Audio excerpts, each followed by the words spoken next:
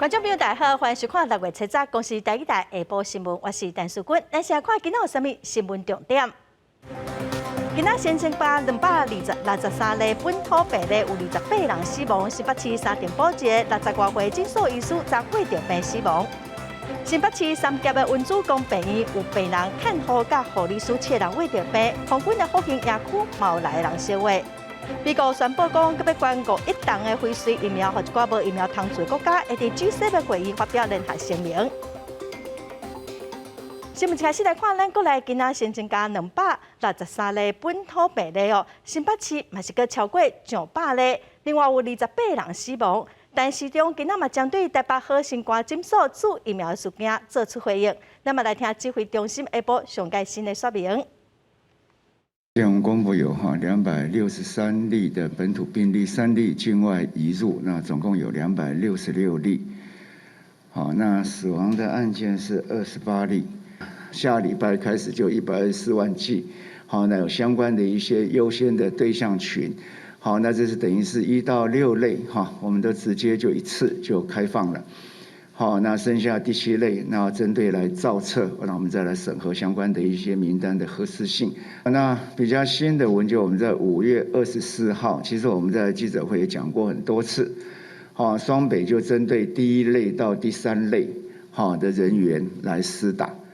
好，所以重点在这次的事件里面，好，就施打的对象，好，是不是好第1类到第3类的人员？我们高铁跟台铁都持续还在退票哈，就前天来讲，高铁跟台铁合起来又减少了6000张哈，会从6月11号的晚上9点就开始，一直施行到6月14号的24点为止哈，所以这个会采取各个匝道口来做移控的管制。立法院今仔审查纾困4点控追加预算案，其中有编267亿买疫苗预算。在野党是质疑讲，即马敢是钱付啊，会阁摕袂到，要求卫生福利部公开疫苗的计数，甲到底是买偌济国产疫苗。部长陈时中是表示哦，疫苗的计数有签保密的合约，目前有签订合约的数量是1981万吨，什么时阵会使到货合派掌握？七十立法院临时会审查纾困4点控预算追加案，拢总编列8400亿。外界关心疫苗采购进度，卫福部编列疫苗采购费用267亿。那也立委质疑6月疫苗数量无到位，批评钱付啊摕袂到货，要求卫福部应该公开疫苗计数，甲国产疫苗占比。交货时间跟价钱问不出来，国内的也一样。现在又编265亿，通通编给你，通通不要问。请问交货了吗？国外的交货了吗？很气啊！你疫苗的单价以前是编750块了，国产疫苗高于这个低于这个总可以讲吧？你不要跟我讲数字。对，我们现在大概编的数目编的了都比那个要高一点。卫福部长陈时中表示，疫苗计数有保密协定，无适合透露。为去年9月底开始签约到6月为止，疫苗采购签约已经达到1981万吨。陈时中也讲，确实较歹将握进停。疫苗采购的这个相关调阅小组，其实我们知道，在整个会期完全没有开过会，中间也没有调阅到任何资料。此外，由立委提出纾困4点控，敢是搁发3倍关纾困。主计总处主计长朱德明表示，目前无相关的规划。记者综合报道。再来看新北市三甲的文主公病院发生烧胃事件，有一个病人5月22住院的时阵 PCR 是阴性，5月29佮验毛却变阳性。住院1礼拜嘛去为着同一站楼的病人看护甲护理师，计共有7个人为着，有1个人死亡。另外，伫台中的国军总病院，毛一个伫负压专责病房的护理师胃着病，接触者有37个人哦，目前13位是 PCR 检测是阴性。新北市三甲文主公病院发出群聚烧胃事件。5月22日，一个 PCR 检测阴性的患者住院，28因为胸坎电光片看起来有变较严重，随搁做 PCR 检测。29阳性确诊，因为住伫一般病房要1礼拜时间，到初九为止，其他共楼层的3个患者，一个看护、一个照护员，甲一个护理师，竟然嘛拢胃着病，其中一个病人确诊迄天就随死亡。总计有71个人防酷热隔离。有风声讲，病院这边还佫甲空的病房当做护理人员隔离来使用，而且甲一般的病人难咧住。怕他回到家，他没有自己的一个验医室，没有自己独立空间，没有自己的卫浴，反而会造成家人的困扰。所以我们就说，哎，这样的话到我们的病房来，那我们就空出半层的病房给他们。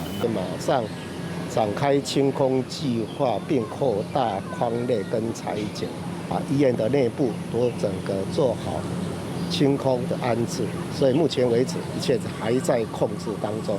文主公病院交叉群聚感染，目前有7个人确诊，1个人死亡。因那国军台中总病院嘛有一个护理师确诊，是负压专责病房的护理师。查到院方这片高风险单位体检的时阵，这个护理师 PCR 检测是阳性。院方这边随酷热病房，还有港劳站所有的人员安排 PCR 采检，目前拢是阴性。第一波所匡列的接触者里面，包含职场有27位，家庭的接触者有3位，另外病患跟陪病者一共有7位。目前筛验的结果有13名人士，初步筛验的结果是阴性，其余的还在等待结果。台中国军总病院有专职护理师确诊了后，为即嘛开始嘛暂停急诊、住院、健康检查、快筛，还有自费甲公费 PCR 检测等等的服务。记者综合报道。咱国内新冠肺炎的死亡率超过2%外，算是真高。佫有真侪确诊者伫厝雄雄的过往。指挥中心分析5月11到6月初7 269个死亡案例，有35个人是还未送到病院的死亡，有真侪拢是运气无亏。医师嘛讲哦，这款运气无亏造成的死亡，事先是拢无啥物镜头，所以若是有无爽快，嘛拢已经真严重咯。嘛造成为着病轻症也是无症状的人，雄雄死亡的几率是真高。国内新冠肺炎食力，指挥中心公布5月11到6月初7累计296个死亡病例内底，其中有35个人是到病院进前就死亡，占11.8%。初步研判是温性欠上素是主要的原因。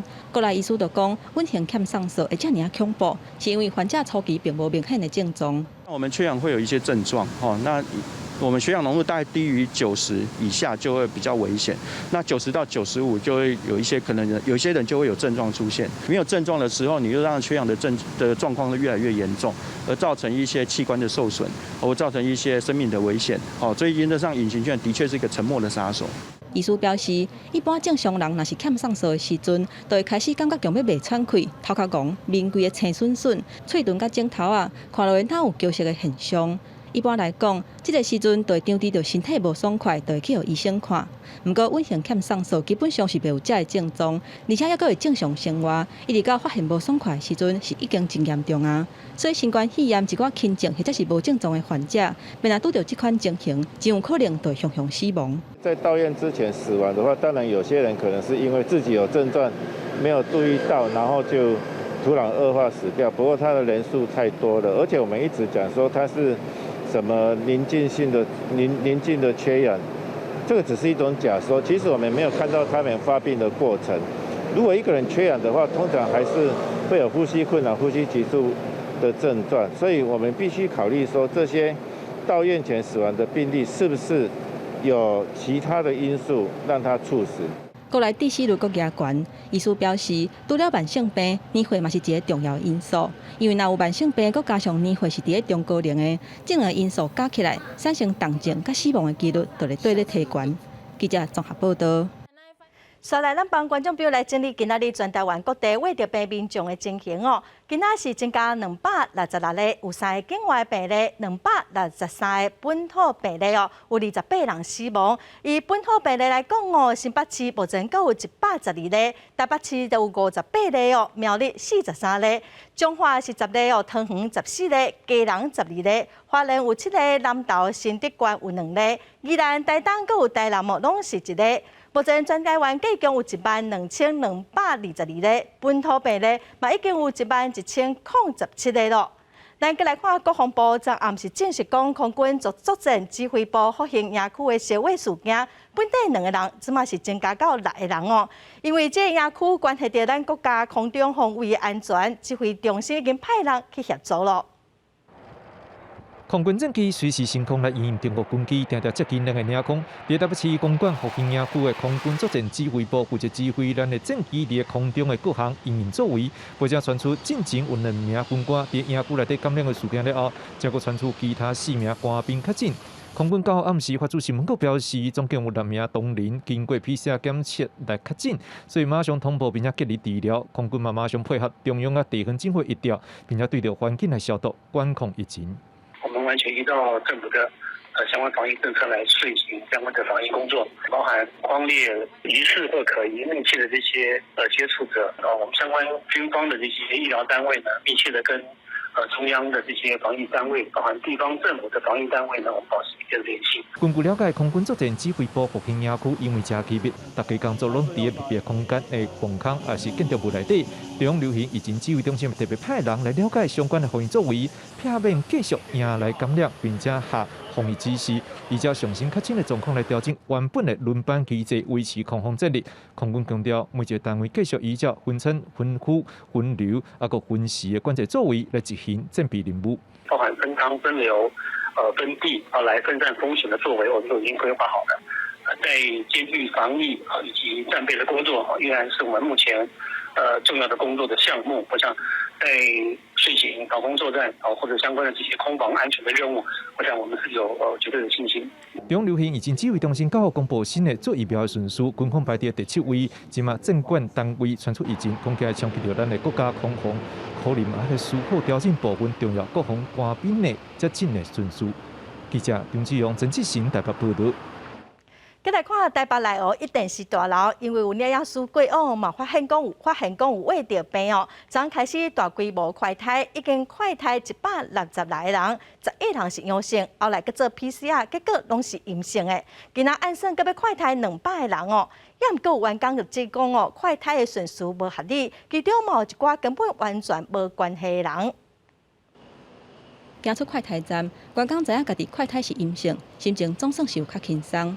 伊电视大楼测试标出有摄影师死伫便所内底，经过 PCR 检测，证实是阳性确诊。台北市府赶紧伫电视台大楼外口设立快筛站，头一天甲166个人做快筛，包括主播、记者在内，拢总11个人快筛是阳性。一直到 PCR 结果出来，加在这11个人拢是阴性。伊电视锁定红区甲黄区，按算70甲200个人做快筛。不过，针对公司的名单，有员工质疑讲快筛的顺序并不合理。国际组的记者他会去帮忙节目，然后他会到那个死掉摄影记者的那一个工作区域，结果他竟然没有在报测名单上面。员工指出，有一半风险上悬的人，拢无伫头一天体检的名单内底。另外，防疫专车伫外口台面，若有快筛阳性的，就会甲人直接送去病院。卫生局持续针对第2风险区黄区的人员做快筛，到早起10点半左右，也是无任何的员工上车。也拿卫生局嘛有针对4口的做大消毒。选这些筛选名单的过程当中，就像你刚刚讲的，有很多好像有接触到的人并没有被选上。那这个最大的问题就是在于公司的资讯不透明，他也没有讲清楚是怎么样的人选，什么事情都没有说清楚，才会造成有这么多的疑虑。工会话是讲了真明，最近接到不少员工投诉讲，因认为公司的资讯无公开透明，也若甲侪无关联的人做采检的争议。工会表示，即马疫情当严重，会先甲公司做伙来对抗疫情，等疫情确诊好了后，会做相关的检讨。记者综合报道。来看高雄一个查某人哦，怀疑家己去挖着病毒，卡1922通报救护车嘛来要家己送去病院，也毋过伊坚持讲要去指定的病院，才要上救护车哦。会电话中最后1922是讲会使，伊才上救护车，也毋过这款行为造成救护人员真大的困扰。比伫穿好装备的警消人员愈做侪伫乌托邦顶，无愿意上救护车。伫现场已经冻要点外钟，警察嘛到场。愈做讲伫厝内自我健康管理期间，感觉无爽快，镜头是无改善，才卡1922来通报。毋过专职的救护车甲救护人员，甲装备拢穿好到现场要家送病院，伊煞无愿意。如果中心叫你去招医，警察这边使用查处理。原来伊想要去的病院是伊进前捌去看诊过的义大病院，坚持无愿意配合奉送去高医，最后是1922恢复会当送去义大，伊较就医。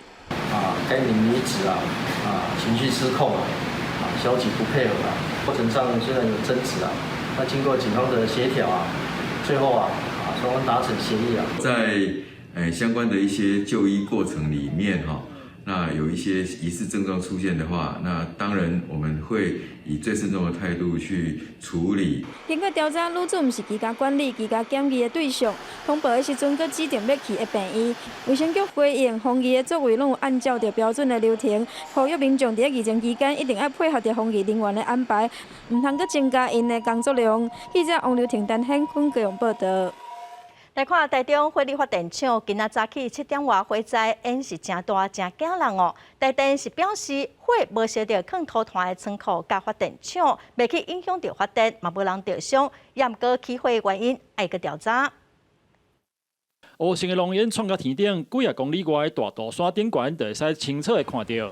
台中火力发电厂10号透早7点外发生火警，4个消防分队前往抢救，火势伫咧9点外受到控制。因为现场火势浓烟相当的惊人，嘛互民众烦恼是毋是影响发电。不过台电表示，无影响到煤厂甲发电厂。整个来看这一个3条的一个输煤皮带大概有受损那。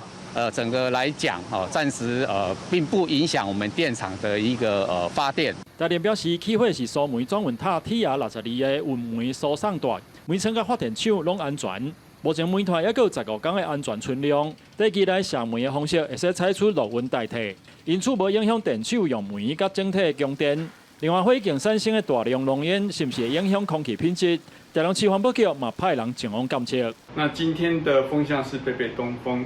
那影响的层面可能趋近于靠近台中跟彰化临界地区。那台中市已经透过我们7县市平台通报给彰化知道，让他们能够了解相关的一个火灾情势。台中市环保局表示，因为风向的问题，浓烟并无吹向台中市区，目前已经通知彰化管府注意空气品质。台中火力发电厂这件火警，目前也搁咧降温处理，起火原因也搁要进一步调查。记者台中综合报道。桃园有民众发现讲，家己捌甲较真正去过同款的所在哦，也毋过却拢无收到通知。至于讲实联制敢有路用咧？市长郑文灿是讲哦，实联制是提供医疗人员来追踪，甲电子围篱无啥相共，所以并未主动通知。今日点击进前，手机先扫一个 QR code， 进行实联制登记。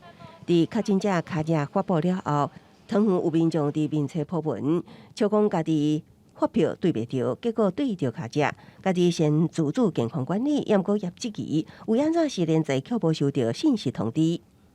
假设有涉及某一个场所需要疫调追踪，我们会调出当时简讯实联制所有的顾客的这个足迹，那会做疫调所以并不会做细胞简讯的通知。市长郑文灿表示，感信实联制是提供疫调人员做疫调追踪使用，被做细胞感信的通知，甲大型活动电子围篱警告也是有个性质是无共款的。另外，针对桃园某一间医学中心护理师查到确诊，市府表示是院外感染。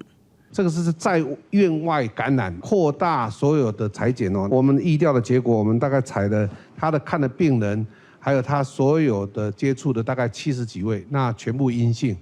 针对要到的5日节连假，郑文灿呼吁民众点入厝内保平安，也讲观察到顶一波疫情，母亲节的聚餐甲活动是传播的路线。5日节连假是关键，希望全国守护健康，减少活动，平安度过这一波疫情。记者综合报道。来看前行政院发言人丁仪明，即嘛是行政院的顾问哦。传出讲，伊伫5月中已经先注疫苗，马方质疑讲敢是特权。也毋过行政院是解说讲，丁仪明算是第2类维持防疫体系运作的中央政府人员。昨午台北市嘛传出有一间核心馆的诊所有疫苗通住哦。也毋过后来嘛发现讲，佫毋若一间诊所尔。台北市长郭文地早起是表示哦。有6间诊所，卫生局拢总是发出202罐的 AZ 疫苗，市长认为无啥物问题，也会接受调查。对抗疫情，大家人拢想要注疫苗，但目前国内疫苗的量有限，一直有风声讲有真侪人用特权插队注疫苗，包括党来做行政院顾问的前行政院发言人丁仪明，今年5月中伊已经注疫苗，引发质疑的声音。对此，行政院澄清是要确保防疫指挥体系正常运作。中央跟地方官员防疫官员是在施打顺序上面的第2类。那丁顾问呢是行政院的政务顾问，也参与防疫的相关决策跟会议。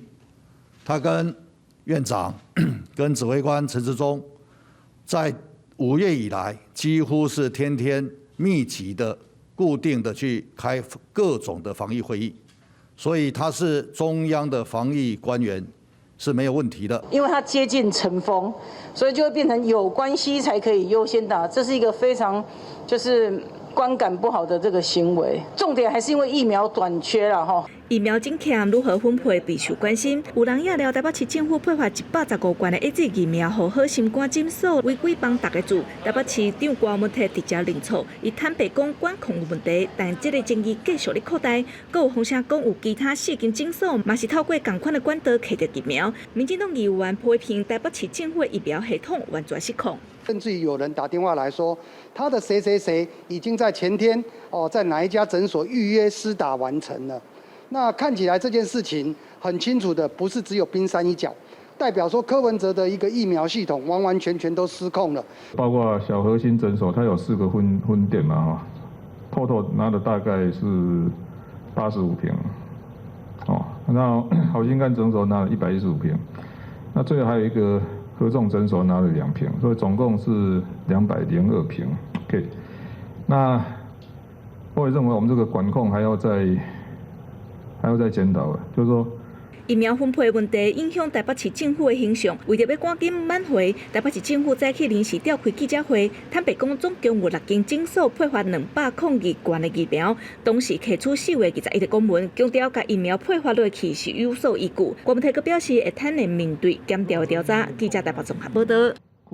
再来看指挥中心昨公布注疫苗的顺序，其中外界上关心的第7类86万人，除了有军人、警察、宪兵各高中以下教职人员，嘛包括幼儿园，大约有34万5千人。第7类并无包括大专的教职人员也毋过教育部是表示会协助境外学生、入境的相关人员，会来帮因申请先注疫苗。指挥中心提到宣布，要甲高中1以下的教职员工、托育单位人员拢列入第7类的注射对象。全高中表示，多数教师拢认为对赛后的上课会真有帮助。不过详细一看，佮大条件讲，注射者需要申报指挥中心的同意，颠倒是引起众人的担忧。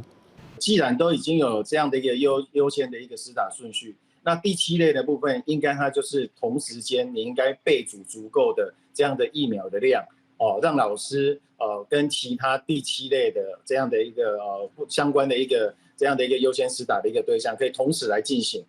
全高中认为，照看疫苗注第1档甲第2档时间要让8礼拜，假使讲疫苗若有够，全国教师休了进前就当全部资料，时到9月若复课，风险就低。根据教育部统计，全国第7类的教职员、托育单位人员大约有34万5千人。车尾也发文到各学校，讲要协助境外学生、非替学位的学生申请注公费的疫苗。国际处的同仁、学务处的专责导师，还有护理师，另外我们还有侨生先修部，还有国语教学中心，合计起来一共有65位同仁。教育部表示，各大专院校要伫15进前提报名单，那日后佮开放境外学生专业入境，这些人就会当有基本的保护力。不过，也有大学主管表示，若是疫情佮无缓和，疫苗也无够，惊是惊境外学生特殊录取也未受买来台湾。记者综合报道。最近有假信息传讲，政府为了推广国产的疫苗，所以即届日本要求100多万吨的疫苗刑事局对早发现讲是一个网友伫巴哈姆特这个网站发文，后来身体馆的副馆长陈建贤转传。刑事局昨嘛约谈这2个人到案说明，嘛甲伊移送法办。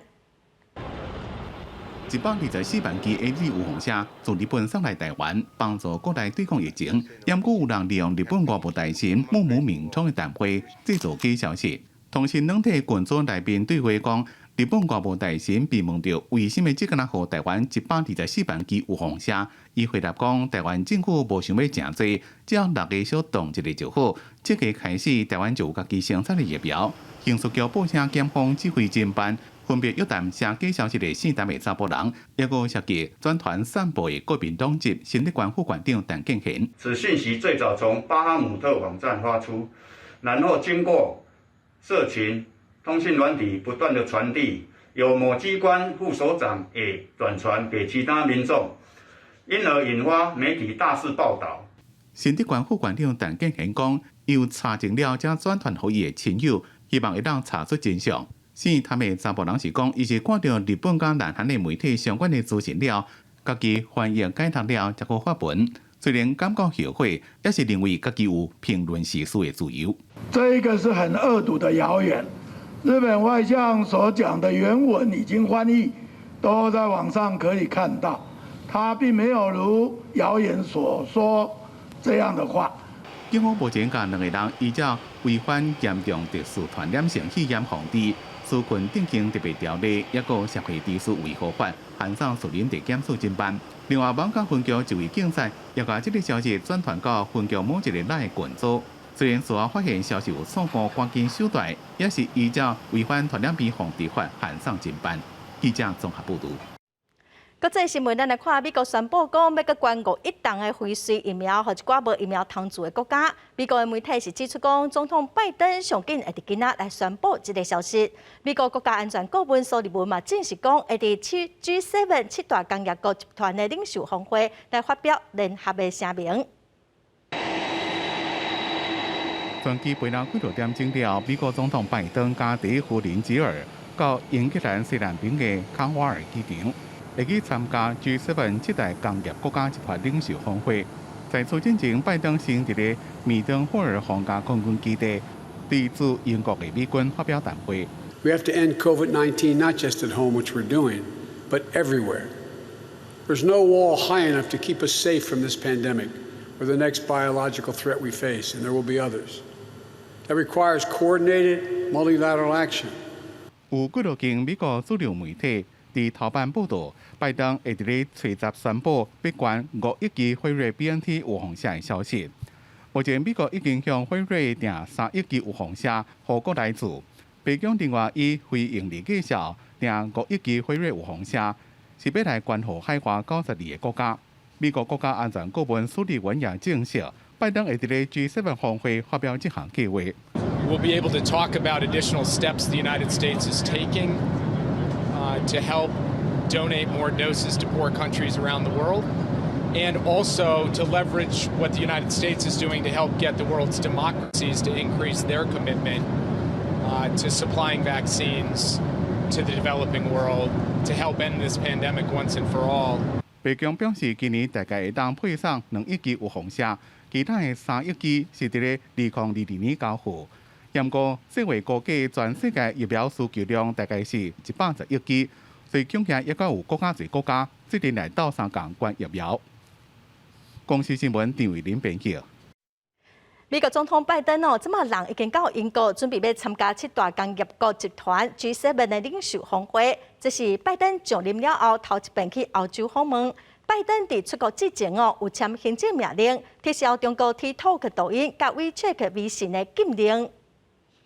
美国总统拜登伫催告签行政命令，撤销前总统川普伫咧任内对美国境内下载中国开发的 TikTok、WeChat 的禁令，这2种应用程式伫咧美国差不多有1亿个用户。因那川普2021年已经签署的禁止甲包括支付宝在内总共8中国软体交易的命令，也最近撤销。一位白宫的官员讲，美国伫咧2019年对中国低影音应用程式 TikTok 所进行的国安独立审查案，依然伫咧进行中，因国拒绝提供相关内容。另外一位官员是甲记者讲，北京方面对 TikTok 美国用户的个人资料的问题依然正注意。拜登讲，只是美国商务部评估甲外国对手有关的相关程式的安全风险。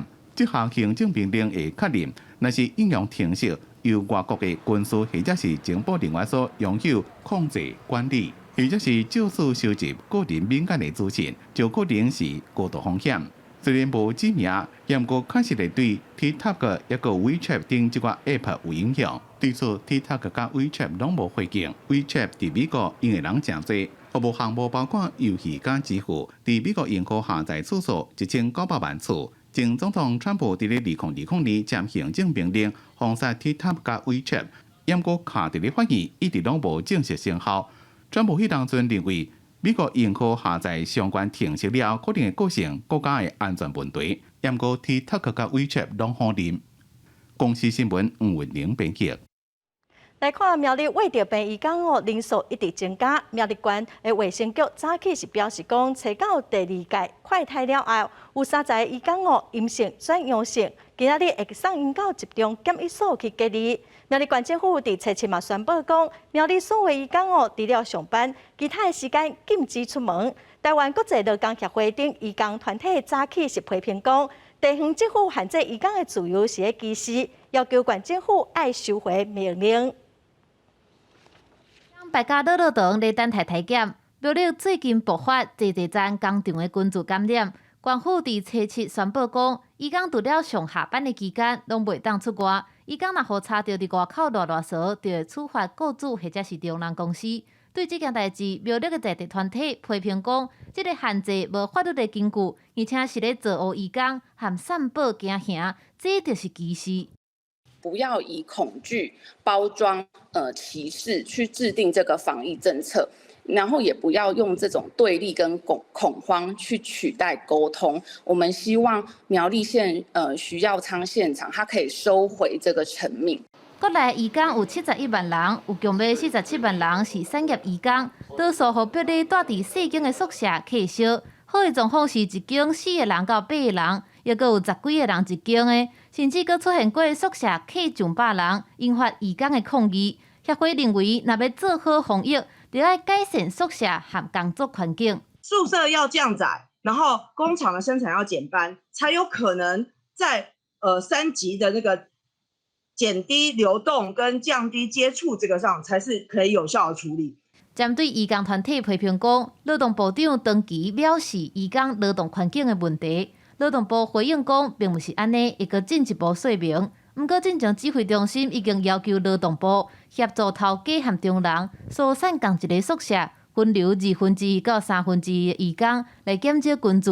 移工团体是强调讲，病毒是要咧分国籍，不应该针对特殊的族群来限制人的自由。记者综合报道。咱台湾目前有71万名移工哦，因为烦恼讲移工社会事件会扩大，劳动部有提出真侪建议甲政策。咱今仔要连线台湾国际劳工协会研究员陈秀莲，咱做伙来关心移工防疫相关的措施哦。研究员你好，大家好。咱最近哦，苗栗跟新北市小人线路发生移工烧话事件哦，劳动部有公布讲要鼓励中人和移工哦隔离会当一人一间，一工哦一个人有1000块的补助。你感觉要落实移工一人一间的隔离政策，敢会非常的困难呢？事实上是足困难的吼，因为咱台湾即马71万移工嘛，45万人是咧工厂内咧工来做事嘛。咱即摆看苗栗其实超过2万人。即个金源电子的代志，伊人拢爱放到台中难度去啊，所以我感觉这个一人一间这个代志，最近开始劳动部拢无咧准备，啊，即摆已经有群聚的问题啊，已经开始想办法，我感觉是困难解决。那恁敢有啥物建议的？就讲一人一间有困难，恁即摆是建议安怎做？阮是建议讲，应该是爱迄。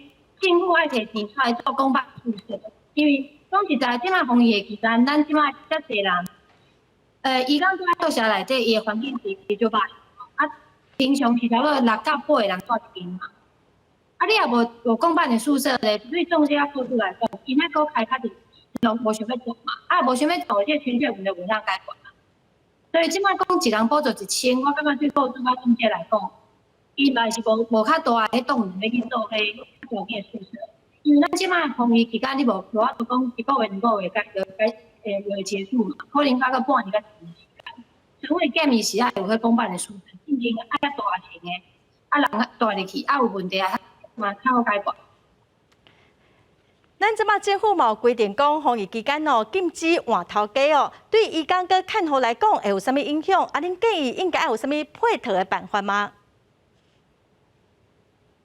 这其实我是感觉这禁止转换的措施，我是感觉这无道理啦。因为咱现在进前有人破病是因为宿舍的问题嘛，并不是因为讲有人在换雇主的问题啊。而且咱即马的防疫甲劳工、移工甲雇主的问题，这两个代志无讲哦，你若有人破病就无问题啊。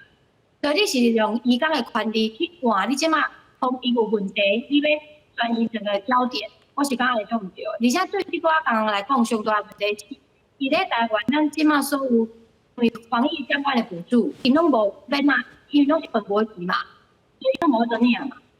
伊也即马无工价，伊无收入，毋过伊嘛无失业补助啊。其实咱即摆规个产期甲迄阵，咱嘛毋惊啥时间会结束。对因来讲，因就是变成无钱，毋知要倒去啥物所在，可能搁倒政治也不对所在，搁差一人带一间。我是感觉对解决即摆就是移工有人破病问题是无法度解决。所以目前除了有身份的移工其实佫有真侪无合法身份的继续留伫台湾的移工人数嘛是袂少之前咱的政府讲有鼓励因出来做体检嘛强调讲袂甲因移送也是遣返你了解这移工敢有敢出来体检呢？阮家己直接问题是感觉讲，伊若愿意出来，应该就是讲伊感觉家破病啊，因为即摆咱。即个证实其实拢无讲足事实，互因感觉讲因的身份是无问题。伊也今日配合筛检，伊筛检伊已经破病啊。伊去你病了后咧，咱是真正会放伊走，也是讲我病了你医好啊，你互我身体我然后身体会复原。所以对于即寡无合法身份移工来讲，伊嘛是较想讲，我即摆也是个病起那个。我感觉我真个破病啊！我才出来配合相关的检验，我去医，我可能会预设讲我会这种情况。所以我是感觉，如果无一个较确定的安导公布，直接宣布就是讲无来遣返去美国，无有啥物花钱，而且互伊维持一个新的合法的身份。你若无正经的这个正式的政策出来，我感觉因是无会愿意出来配合咱的防疫的相关的措施。所以目前咱全台湾的移工有71万人嘛，听讲只有132个防疫的人员其实对这伫台湾的外国人来讲敢会嫌上基本的防疫相关的资讯因拢无法度详细来了解。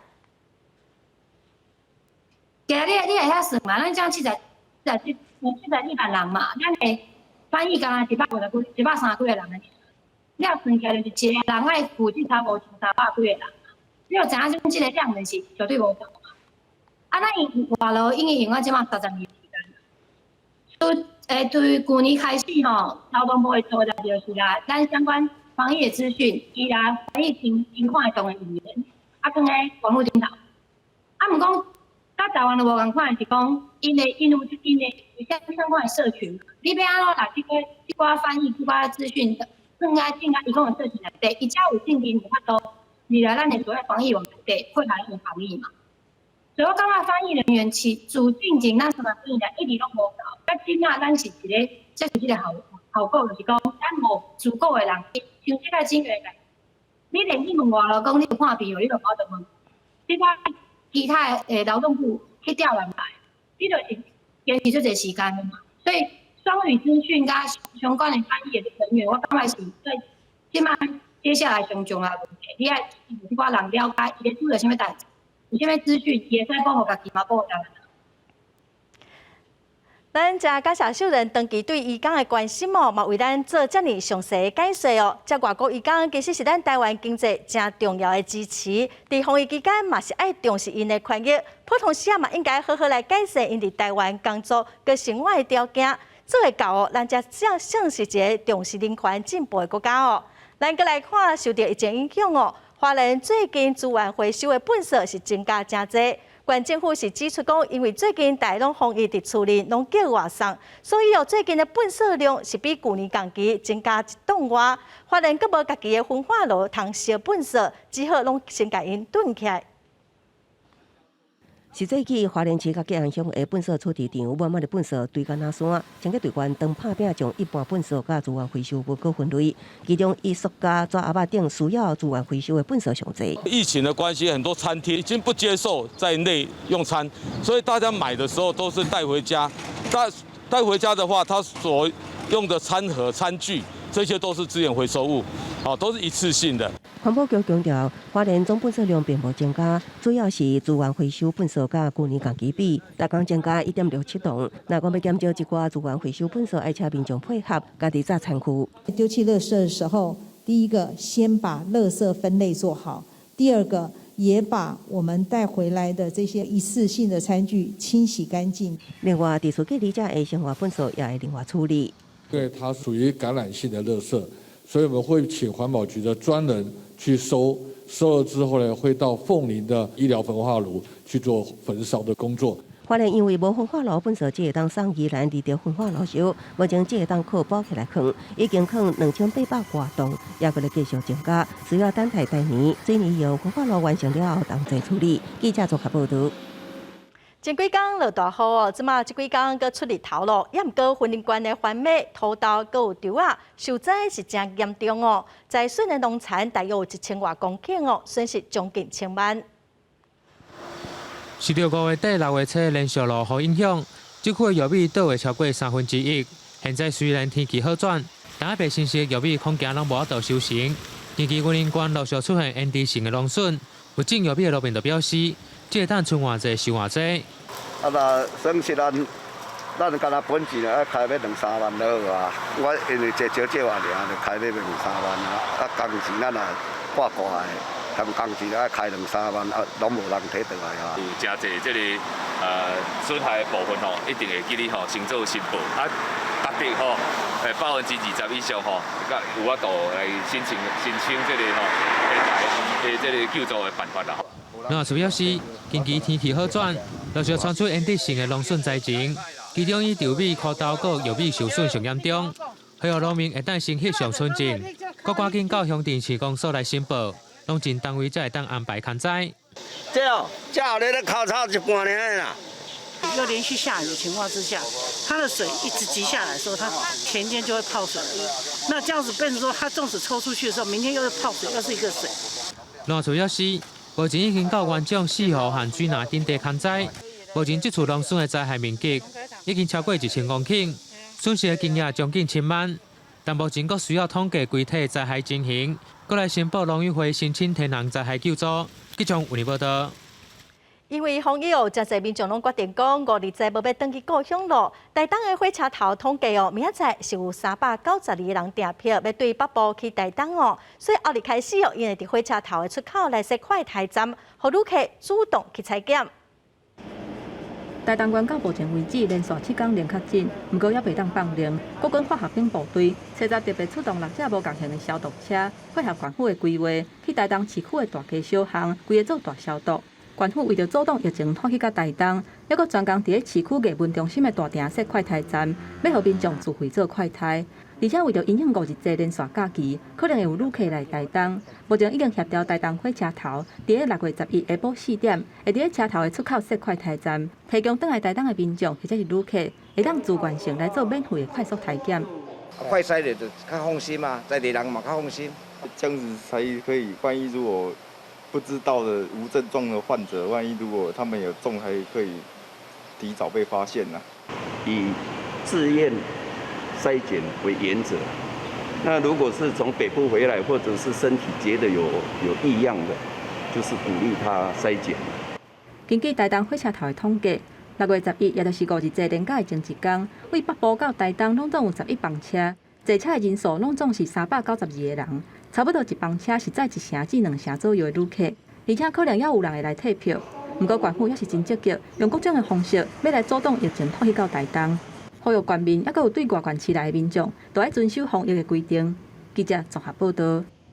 来看台南新营分局昨查到一间健身房，内底有3个员工甲4个教练。业者是解释讲目前咧订装潢，员工是来斗相共的，教练是伫网络时讯来教学生。也毋过警方认为已经超过5个人的限制，嘛甲因送卫生局去处罚。警方伫巡逻的时阵，发现这间伫新营的连锁健身房1楼的电火是光亮亮，一个入去是当场掠到超过5个人群聚。好吧，那我再叫一下。店内底包括3个工作人员甲4个健身教练，明显违反涉内5个人聚会禁令，所落来会函送卫生局来处分。该址的2楼发现有7名男女群聚在一起，他们是公司指派他们来这边处理公务，警方就依现场所查处的状况录影录音，然后填写相关的记录表，然后将相关的资料来函转卫生单位来裁处。不过业者甲警察强调讲，因有照规定并无营业，嘛无对外开放互人客入场。3个工作人员是伫咧斗修理物件，才会甲电火切好刀。另外4个教练是来店里做实时的教学，嘛拢有挂喙暗。不过台南市长黄伟哲强调讲，因应疫情的规定，健身房爱停业，健身教练改做线顶教学是无问题。不过只要有伫咧公司教学，都是违法。这个自营的这个健康这个工作室的人，他们选择在住家或者在营业场所以外的地方来做一些线上教学。那这个部分，我们觉得既没有人跟人的这个实际的接触，或者说这个室内人数超过的情形，我想这个应该都是合法。健身房的业者嘛发声明讲，因并无对外开放营业，嘛无甲任何会员面对面来接触，所落来会主动甲卫生局来做说明。不过，这个健身房违规的案件，主要是违反群聚的规定。在疫情的期间，侪5路场所拢暂停营业，商业模式改做是线顶来联络甲处理。公部门是真支持，不过要是爱呼吁业者，都要遵守防疫规定，避免互裁罚。记者综合报道。再来看屏东的警方嘛，查到一只叫小姐到厝里服务的性交易。高雄的警方嘛掠到养生会馆假关门真营业，先断水断电嘛以上发班。而且，那你现在涉嫌妨碍风化，你是妨碍风化关系人哦。要求对方将牌仔中的违禁品交出来，因为屏东警方收集网络证据，知影疫情严重之下，有不法业者透过网络软体提供作业赌注的收图相片予人警，也强调跨过高明教辅服务。警方查到主动专案，逮捕到车夫甲作业赌注。此外，警方也伫网络上发现有一楼一房的性交易资讯，也顺利查获一名作业赌注。查获现场发现女子均为中年女子令警方直呼差很大那2件于询问后，分别依妨碍风化罪及涉违法分别移请地检署侦办及函请裁罚。高雄市府强制断水断电，因为疫情退烧，新兴区一间养生会馆有缘假关门真营业，查到互警方查获，将负责人、服务员甲人客以社会法救办车闸进行断水断电。我们局今天会同警察局以及市府、卫生局、经发局、公务局还有我们台电以及自来水公司人员到场来共同会勘。认为违规情形明确，当场予以断水断电。警方强调，疫情警戒久长，为了避免北部色情作业人员走去南部做，会加强养生会馆等场所的稽查，高追查1楼1房等的色情工作室，避免加做防疫空棚。记者综合报道。咱国内的餐饮服务业普遍的生意拢减少8成以上，伫台北市有真侪店拢先关门停业。有调查是显示讲，国内150个连锁的品牌，3500间店，有超过3000间已经先暂时关门咯。那所3级警戒延到7月份会有真侪店倒店。现在真的7、8成有，差不多剩2成的业绩啊，真的很不好，苦撑啊。暗顿的时段，一个人客都无。面店的2个员工，逐工是乌人拄白人。因讲为5月中实施3级警戒以来，人客都减8成以上，会使讲拢无生意。真烦恼，这间店若维持袂落去，因真有可能就会无头路。咱若附近另外一间专门卖猪脚饭的店，同款饲草嘛是歹教。头家娘讲，自从袂当伫个店内底食物件了后，生意是规个土，加上袂少员工居家办公，或者是改做家己炸便当，即马都连外送业绩嘛真歹。因为我们这一条街其实都是靠中午上班族出来用餐，很多都可能就是从家里自己带，他们觉得比较安全的，他们点外送的其实也不多。台北市信义区永吉街30巷做食的餐厅甲店头是介出名，不过受到这波疫情的冲击，袂少店头是已经记载袂调，拢打暂停营业的广告。就算是中昼顿甲暗顿食饭的时段，嘛会使讲拢无人。做食的干来当靠外送，不过营收连要6点钟都无够。这间卖巧克力豆的专卖店，永过提供试食的服务，都是靠设计的人订。不过，即马影响实在是真大。公司的政策是不提供试吃，就影响蛮大的，大概只剩1-2成。现在就是一些零星的外送。即马毋若细间的店头经袂调，连锁牌子的业者冲击嘛真大。干来当试咧转型，提供零接触的服务，强调用网络来注文，免落车都有专人会当甲饭菜挂互人客。不过，这对店头的营收来讲，也是真有限。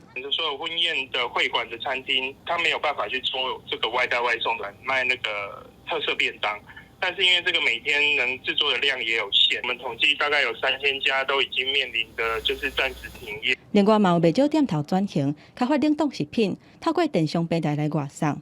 不过业者表示，希望会当赶紧解除防疫警戒，而且政府的纾困都要及时。若无现金无够的业者，恐惊是无法度冻到第3季。记者综合报道。因为三级警戒，一寡社区长照拢暂停服务。家庭照顾者关怀总会今仔指出，过去一冬，因有调查是显示讲，因为疫情有7成的照顾者拢无休困的时间，毋那忝经济压力嘛是真大。伊呼吁相关的单位参考国外经验，赶紧来提出办法，互国内照顾者有通休喘。规台湾的疫情3级警戒，毋但各大营业场所拢受到，社区型的中照机构嘛爱暂停，因为去年的防疫效果袂歹，台湾比其他国家慢1年才受到霜冻。伫这段期间，国际研究发现讲，疫情对照顾家庭的人来讲，会造成真大的影响。6月的时候开始，然后10月的时候又大的一次，然后所以现在几乎影响的层面是非常的广啊，有8成的这个照顾时间必须要增加哦，他们发现说每周平均增加要25小时。根据英国的调查，从去年发生疫情到今，家庭照顾的人因的时间加真长，有超过7成的人因完全无休困，还有6成的人表示讲因买物件真困难，特别是这的防疫物资，还有7成的照顾者因感觉讲家己伫照顾真忝头。因的身体状况嘛来影响到心理，也有超过7成的人因感觉压力真大，会周心起烦。因为工作甲照顾因安尼双头担，有经济压力真大，这拢是真大的考验。他们同时有经济问题外，他们还有照顾的这个负荷的问题，很多的长照人力是有限的，但是所以这个人力怎么做优先的分配，也可能是现在必须考虑。没有照顾替手，一个人照顾多个人，或是特别是老照顾。家总讲，国际有注重这个公共照顾服务来解封，所以台湾会当参考外国的规划，比如讲日照中心甲湿地据点，拢会当来考虑配合防疫来注意方式，也是讲收留的人会当甲减较少，会当来豆啊来解封。同时嘛要来杀出线顶守望相助，大家来斗相敬，希望伫疫情的期间会当互助自助，做伙来度过眼前的难关。记者综合报道。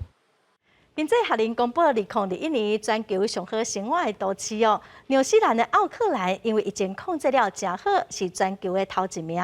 台北是排第33名，上尾名是一直有战乱的叙利亚首都大马士革。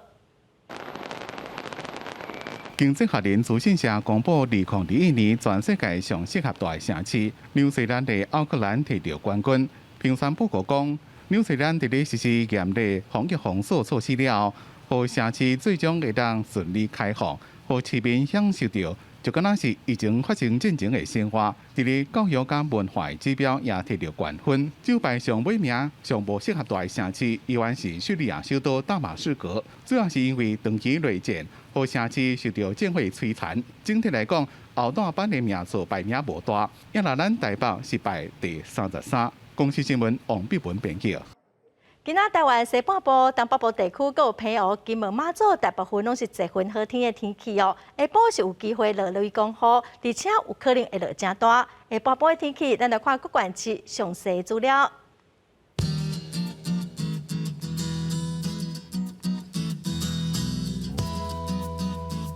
北部地区上低29度，上悬34度。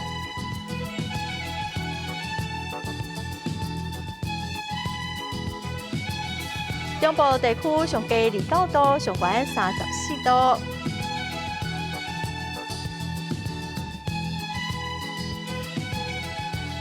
南部地区上低30度，上悬34度。